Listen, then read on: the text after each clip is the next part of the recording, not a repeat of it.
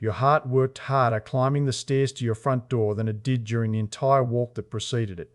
30 minutes on flat ground, 3 kilometers, comfortable pace, conversation easy, and your cardiovascular system operated at roughly half its capacity the entire time. 12 steps to the front door, 6 seconds. Heart rate at 70 to 85% of maximum.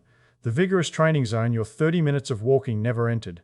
The walk moved your body horizontally across the Earth's surface, where gravitational force acts perpendicular to your direction of travel, and the work against gravity is approximately zero. The stairs moved your body vertically against the Earth's gravitational field. The physics is the direction, and the direction changes everything. Work, in physics, is force multiplied by displacement in the direction of the force. When you walk on flat ground, your displacement is horizontal. Gravitational force acts downward. The angle between them is 90 degrees, and the cosine of 90 degrees is zero. The gravitational work of flat walking is mathematically negligible. Your muscles produce force primarily to overcome friction, maintain the pendular gait cycle, and keep the body falling forward in a controlled manner. Valuable, but not work against gravity. When you climb stairs, the displacement is vertical, aligned with the gravitational force vector.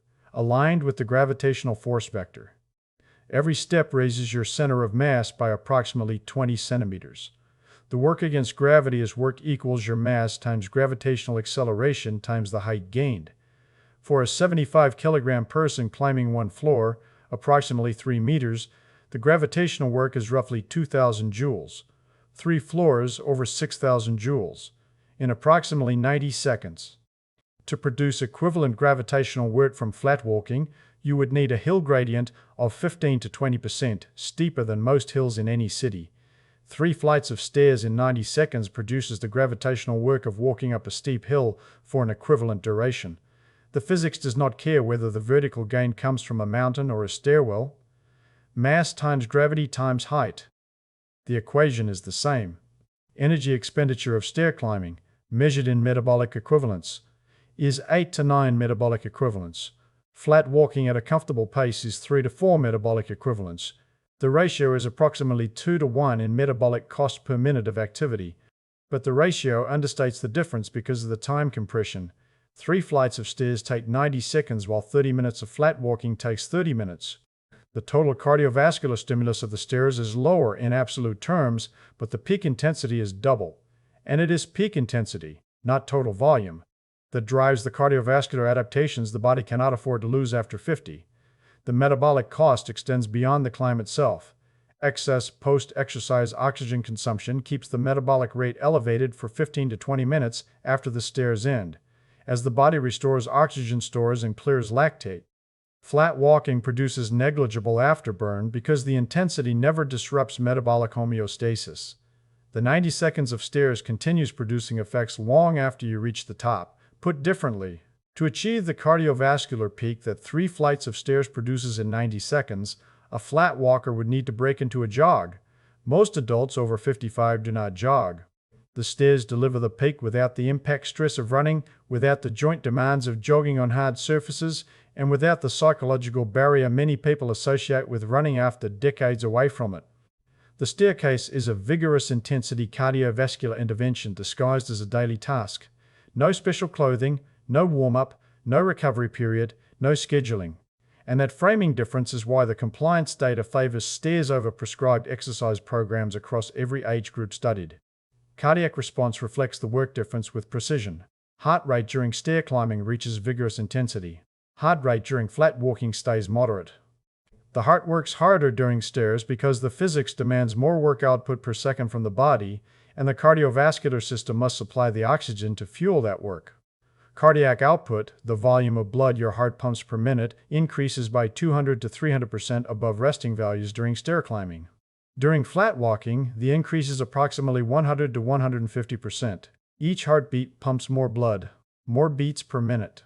The combination produces a cardiovascular training stimulus that flat walking at any comfortable pace cannot replicate.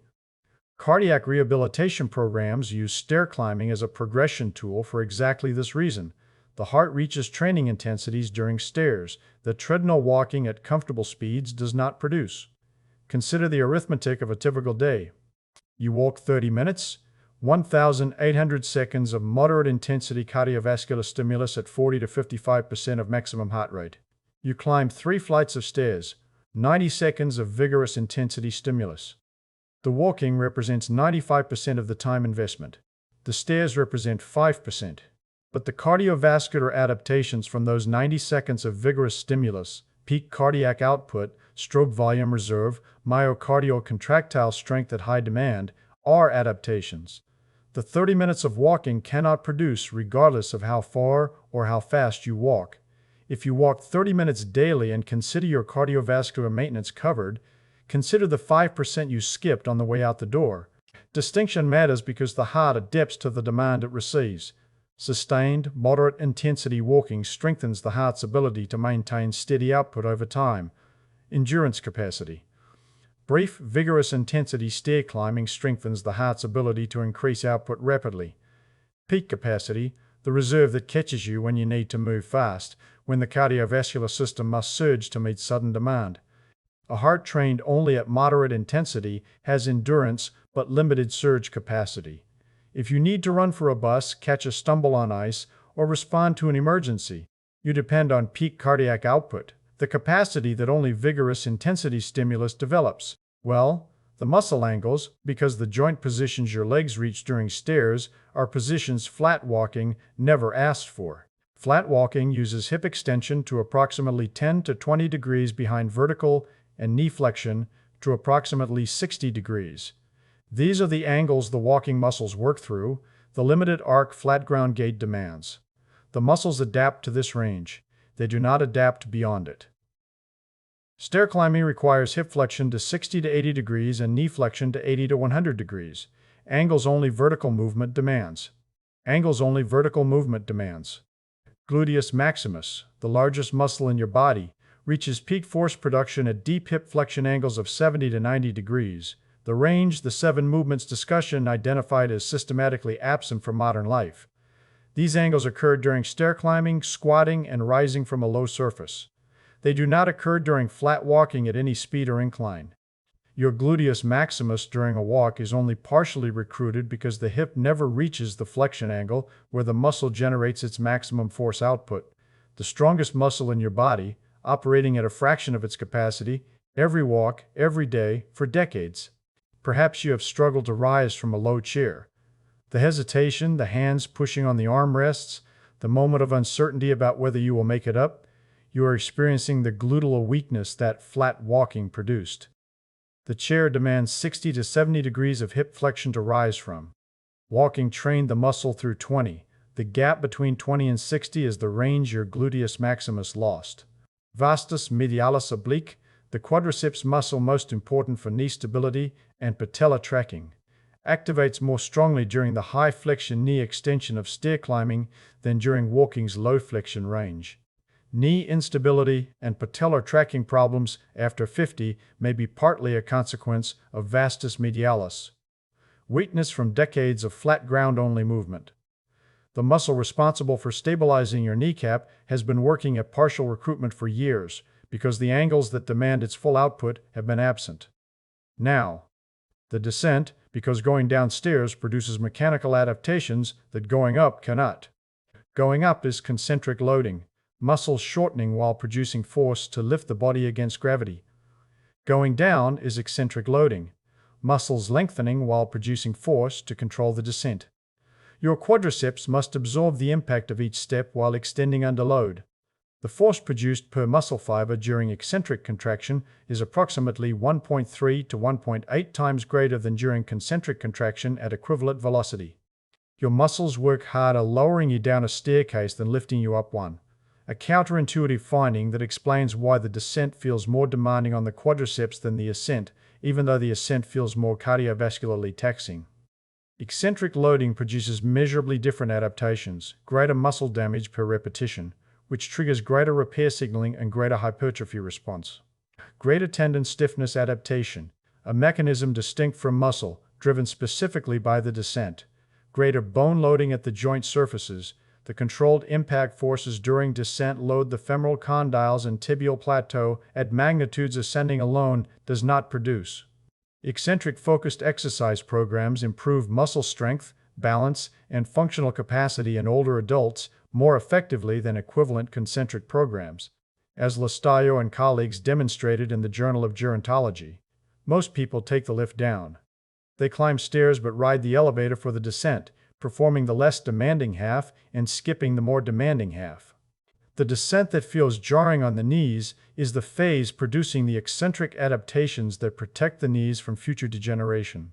The part you are avoiding is the part that matters most for the joint you are trying to protect. My knees complained on the descent for the first week. By the third week, the complaint had stopped, because the quadriceps and tendons adapted to the eccentric demand they had been missing. The knees were not objecting to the stairs. They were objecting to the novelty of a load they were built to handle and had not received in years. Tendon adaptation deserves emphasis because it operates through a mechanism distinct from muscle.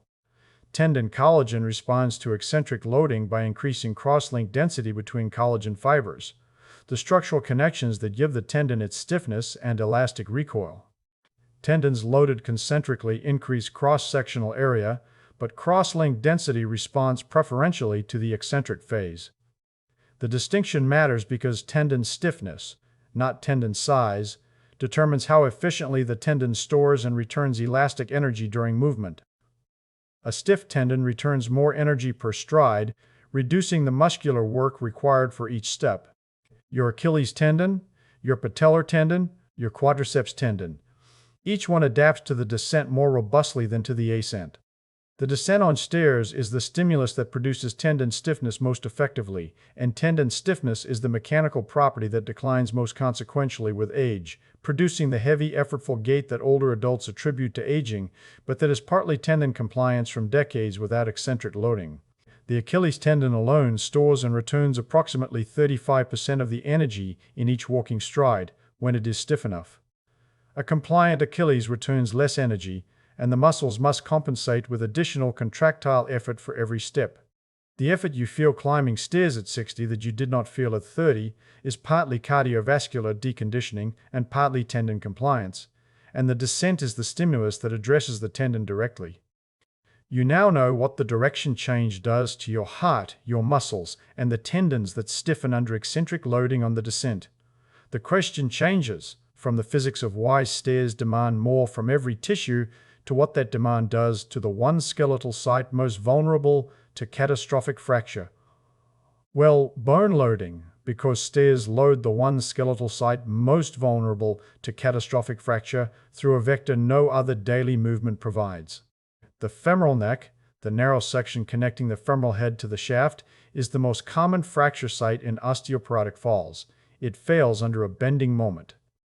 During stair climbing, the femoral neck experiences a bending moment approximately 2 to 3 times greater than during flat walking because the hip is flexed to a deeper angle and your body weight is being lifted through a larger vertical displacement per step. The heel impact loading the bouncing discussion described reaches the calcaneus and tibial shaft through impulse, a valuable loading pattern but a different vector targeting different bone. Stairs load the femoral neck through bending stress along the axis, most vulnerable to fracture. Wolff's law dictates that bone remodels along lines of stress, and the specific bending pattern stairs applied to the femoral neck stimulates formation along precisely the axis that osteoporotic fracture exploits. 3 activities, 3 bone loading vectors, 3 skeletal adaptations. Walking loads the tibia through cyclical impact. Bouncing loads the calcaneus through vertical impulse. Stairs load the femoral neck through bending moment. Your skeleton responds to each vector independently. Each flight of stairs you climb is a bending moment stimulus, applied directly to the bone most likely to break if you fall. If you're a woman over 60 or a man over 70, the femoral neck is the fracture site that changes independent living into assisted living. The bending moment that stairs apply to that exact site is the loading stimulus that Wolff's law says will deposit bone along the vulnerable axis. Stairs produce it. The only common daily movement that applies bending stress to the femoral neck at this magnitude. Every time your foot lands on a stair tread and your body weight pushes through a hip flexed at 60 to 80 degrees, the femoral neck bends under the load. The bend is tiny, measured in fractions of a degree. but the osteocytes embedded in the bone matrix detect it with extraordinary sensitivity. The detection triggers the remodeling cascade. Osteoclasts clear old mineral along the stressed axis, osteoblasts deposit new mineral along the same axis, and the bone gradually strengthens in the precise direction the bending moment demands. The femoral neck of someone who climbs stairs daily deposits mineral along the axis of greatest vulnerability. The femoral neck of someone who walks on flat ground deposits mineral along a different axis, one less relevant to the fall that breaks the hip. The skeleton that receives all three is stronger along every vulnerable axis than the skeleton that receives only one. Over 450,000 participants in the UK Biobank, as Patel and colleagues reported in the European Heart Journal in 2023. Climbing 5 or more flights of stairs daily was associated with significantly reduced risk of atherosclerotic cardiovascular disease independent of all other physical activity. The finding held after adjusting for walking, cycling, swimming, and structured exercise. The stair climbing benefit was additive. A person who walks 30 minutes daily and climbs 5 flights receives more cardiovascular protection than a person who walks 30 minutes only. The two activities are not interchangeable. They are complementary. Walking provides sustained, moderate-intensity cardiovascular stimulus, the heart operating at half capacity for extended periods. Stairs provide brief, vigorous intensity cardiovascular stimulus, the heart operating near its peak for 90-second intervals. The heart benefits from both because they train different dimensions of cardiovascular capacity. Sustained output and peak output are different physiological adaptations. One cannot substitute for the other. The elevator button sits 12 inches from the stairwell door, and my hand reaches for the stairwell now without the calculation it used to require. 3 flights are the minimum now. The Patel data closed that calculation. 6,600 joules of gravitational work the elevator was removing from my day every morning. Work the cardiovascular system needs and flat walking cannot replace. And then, the 3-flight test, because the ability to climb 3 floors without stopping is both a measurement and a medicine. Climbing 3 flights of stairs without stopping and without significant breathlessness corresponds to a peak aerobic capacity of approximately 20 milliliters per kilogram per minute. The threshold exercise physiologists consider the minimum functional aerobic capacity for independent living in older adults. Below this threshold, activities of daily living, carrying shopping, walking to the car, rising from the floor, climbing a single flight to reach a bedroom, begin exceeding aerobic capacity. Fatigue becomes chronic. Independence erodes. The crossing of this threshold is the physiological boundary between autonomous living and dependence. If you can climb 3 flights without stopping, your peak aerobic capacity is above that boundary. If you cannot, the test has identified a deficit that directly threatens your functional independence, and the training that addresses the deficit is the test itself. Regular stair climbing maintains peak aerobic capacity above the threshold by repeatedly demanding the peak aerobic output that flat walking does not elicit. Peak aerobic capacity declines approximately 10% per decade after 30. The decline accelerates after 60. At some point, different for every person, the declining curve crosses the 20 milliliter threshold. Daily activities become effortful and dependence begins. Arithmetic is consequential. A person whose peak aerobic capacity is 30 at age 55, declining at 10% per decade, crosses the threshold at approximately 75. A person whose capacity is 25 at 55 crosses it at 65. 10 years earlier, 10 years of independent living surrendered to a deficit that stair climbing could have prevented. The difference between those trajectories is not primarily genetic. It is the accumulated effect of whether the cardiovascular system received vigorous intensity stimulus regularly across the intervening decades. Every flight of stairs climbed during the decades before that crossing point delays it, maintaining the aerobic capacity that pushes the boundary further into the future. The flight of stairs you climbed this morning did not just elevate your heart rate for 90 seconds, it moved the crossing point, by a margin too small to measure in a single day, large enough to measure across a decade, and consequential enough to determine whether you are living independently at 75 or not. Stair capacity is the single best functional predictor available without clinical equipment. Stair climbing performance correlated strongly with laboratory-measured cardiorespiratory fitness, as T.A. Hendiziz established in the British Journal of Sports Medicine, the stairwell substituting for the treadmill with remarkable accuracy. Your building contains a peak aerobic capacity test that requires no appointment, no equipment, and no fee. Every flight is both a measurement and no fee. Every flight is both a measurement and a dose. 3 flights of stairs is the test. Can you climb them without stopping, without gripping the handrail, without needing to pause at the landing to catch your breath?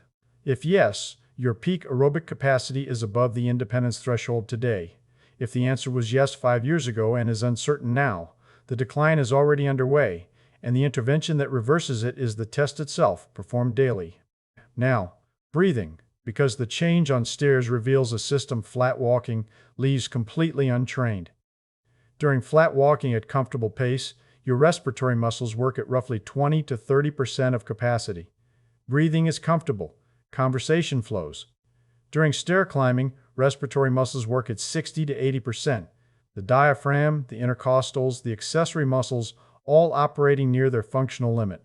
Breathing becomes audible. Conversation stops. Respiratory muscles are skeletal muscles. They atrophy with disuse and strengthen with demand, identical to any other muscle in the body.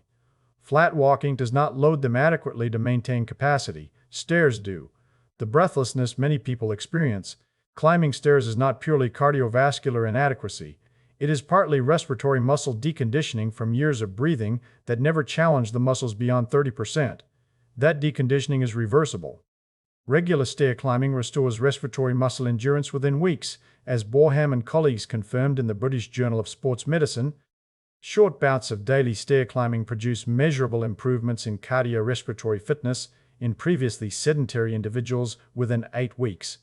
Stair climbing interventions of comparable duration produced improvements in cardiovascular fitness, body composition, and blood lipid profiles, as Donath and colleagues documented in the Scandinavian Journal of Medicine and Science in Sports. Those improvements matched or exceeded structured gym-based exercise programs of greater time investment. The stairwell outperformed the gym because the compliance was higher. The stairs were available every day, required no preparation, no special clothing, and the intervention completed in the time the elevator ride would have taken. Adherence determines whether a stimulus produces adaptation or remains theoretical, and stairs produce adherence because they are embedded in daily life rather than added to it. Breathlessness is also diagnostic. If you climb 2 flights and need to pause, genuinely need to pause, not choose to, the respiratory muscles are telling you their capacity has fallen below the demand the stairs impose. That gap between capacity and demand widens with every year the respiratory muscles go unloaded. The gap narrows within weeks of regular loading. After 55, respiratory muscle strength declines with age. Reduced respiratory strength means reduced ventilatory capacity, which means reduced exercise tolerance, which means further deconditioning, a cycle that feeds itself. Stair climbing interrupts the cycle by providing the respiratory loading the breathing apparatus requires, training the muscles your lungs depend on for every other physical activity. For anyone with diagnosed cardiac conditions, uncontrolled hypertension, or acute joint inflammation, discuss stair climbing intensity with your physician before progressing beyond 1 flight. The cardiovascular demand is genuine and requires equivalent medical clearance as any vigorous intensity exercise. And then, the proprioceptive demand, because the descent trains a sensory system flat ground never challenges. Each downward step requires your ankle, knee, and hip to coordinate a controlled landing on a surface 8 inches below the current foot position, a spatial judgment and motor execution that walking on level ground never asks for. Proprioceptive error tolerance on flat ground is wide. A few millimeters of foot placement variation changes nothing. Error tolerance on stairs is narrow. An underreach means a stumble. An overreach means a stumble. An overreach means a jarring impact. Your proprioceptive system sharpens under this demand the way any sensory system sharpens when accuracy matters. If you avoid stairs because they feel unsteady, you are avoiding the training stimulus that would make you steady. The unsteadiness is the measurement of how much the proprioceptive system has deconditioned, and the stairs are the remedy. Use the handrail initially, reduce reliance on it over weeks as the spatial judgment sharpens and the foot placement becomes confident. Within 3 to 4 weeks of daily descent, the handrail becomes a formality rather than a necessity. 3 flights daily, up and down, morning and evening if the building allows it.